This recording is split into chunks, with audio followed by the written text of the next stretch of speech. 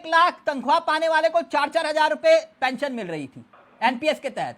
क्या ये सही है या गलत? आप नाराज मत होइए, मैंने व्यक्तिगत नहीं पूछा। आप लोगों पर कोई आर्थिक बोझ नहीं आता, अपनी मर्जी से तनख्वाह भी बढ़ाते हो, अपनी मर्जी से पेंशन भी पाते हो।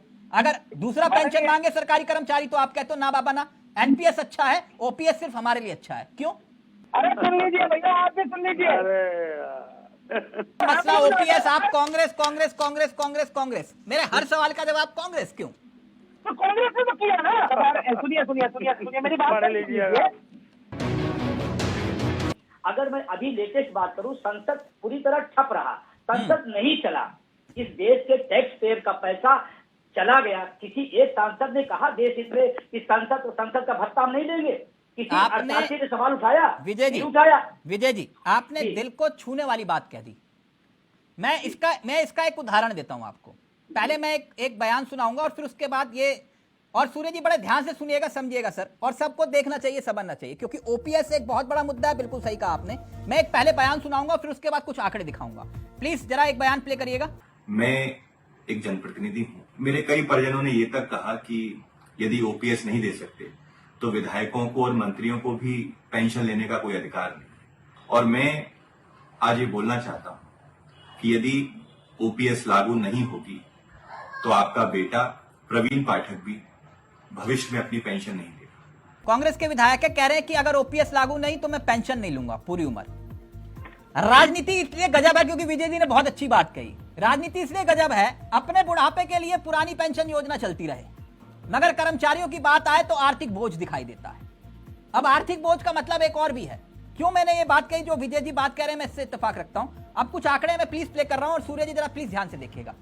और ये आंकड़े बताते हैं कि जिन जिन राज्यों में, कई ऐसे राज्य हैं जहां पर विधायक 3-3 पेंशन ले रहे हैं। एक दिन की विधायकी जिंदगी भर की पेंशन मध्य प्रदेश में। ये उदाहरण है, कई ऐसे राज्य हैं जितनी बार विधायक बनेंगे उतनी बार पेंशन पाएंगे। मध्य प्रदेश ऐसा राज्य है जहां पर 450 विधायकों पर पेंशन का सालाना खर्च 21 करोड़ के आसपास आता है। इसके साथ साथ राज्य पर 3 लाख करोड़ का कर्जा है, 3 लाख करोड़ से ज्यादा का। फिर भी विधायकों को पेंशन चाहिए और हर महीने 50,000 की पेंशन पूर्व विधायकों को दी जाती है। और ऐसे ही अलग अलग राज्य हैं। महाराष्ट्र का जिक्र करूं, 10 साल विधायक रहने पर 60,000 महीना पेंशन, और वहां पर विधायकों की संख्या और खर्चा आपके सामने। और अगर कमोवेश पूरे देश का भी जिक्र कर ले तो बिहार में 1,000 पूर्व विधायकों को 60 करोड़ साल का खर्च आता है पेंशन का। हरियाणा में हर महीने विधायकों को 2.5 करोड़ महीना, ये खर्चे का हिसाब मैं आपके सामने रख रहा हूं। और राजस्थान में 483 पूर्व विधायक, 37 करोड़ का खर्चा सिर्फ पेंशन का। सर शुरुआत में ही कहा था। सूर्य जी सवाल तो ले लीजिए। आप लोगों पर कोई आर्थिक बोझ नहीं आता, अपनी मर्जी से तनख्वाह भी बढ़ाते हो, अपनी मर्जी से पेंशन भी पाते हो। अगर दूसरा पेंशन मांगे सरकारी कर्मचारी तो आप कहते हो ना बाबा ना, एनपीएस अच्छा है, ओपीएस सिर्फ हमारे लिए अच्छा है। क्यों?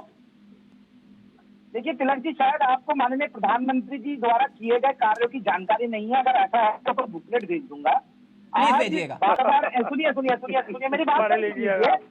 अरे सुन लीजिए भैया, आप भी सुन लीजिए। पेंशन, ये जो मलाई चाटने वाली कांग्रेस बैठी है ना, इन्होंने संसद के कैंटीन का क्या बना रखा था? प्रधानमंत्री जी आए, उन्होंने सर सवाल का उत्तर तो दे दीजिए। ओपीएस आपको चाहिए, पेंशन आपको चाहिए, सरकारी कर्मचारी के लिए आर्थिक बोझ क्यों? ना ना, मैंने फिर रिपीट किया, आप फिर रिपीट कर रहा हूँ। घोटाले कांग्रेस करेगी, गलत नीतियां कांग्रेस लाएगी, कांग्रेस फिर बाद में नौटंकी करेगी। मसला ओपीएस, आप कांग्रेस कांग्रेस कांग्रेस कांग्रेस कांग्रेस, मेरे हर सवाल का जवाब कांग्रेस क्यों? तो कांग्रेस ने तो किया ना।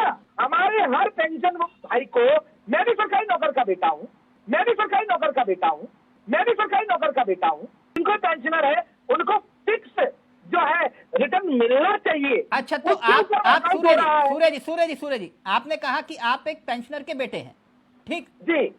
आपके पिताजी को या माताजी को जिनको पेंशन मिलती होगी, वो कितनी पेंशन एनपीएस के तहत मिलती है, ओपीएस के तहत? एनपीएस के तहत मिलती है। सर कितनी तनख्वाह थी? ये तो मेरा व्यक्तिगत है, थोड़ा सा मैं इसको ओपन नहीं करूंगा। नहीं, मैं इसका मैं बता रहा हूँ सर नहीं, मैं आपको समझना पड़ेगा। मैं आपको, आप नाराज मत होइए, मैंने व्यक्तिगत नहीं पूछा, एक मोटा मोटी आकलन आपके सामने रख रहा हूं। आप बोलिएगा ये सही है गलत है। 1 लाख तनख्वाह पाने वाले को 4-4 हजार रुपए पेंशन मिल रही थी एनपीएस के तहत। क्या ये सही है या गलत? नहीं, मैं ये कहना चाहता हूँ, यही तो मैं कहना चाहता हूँ आपसे।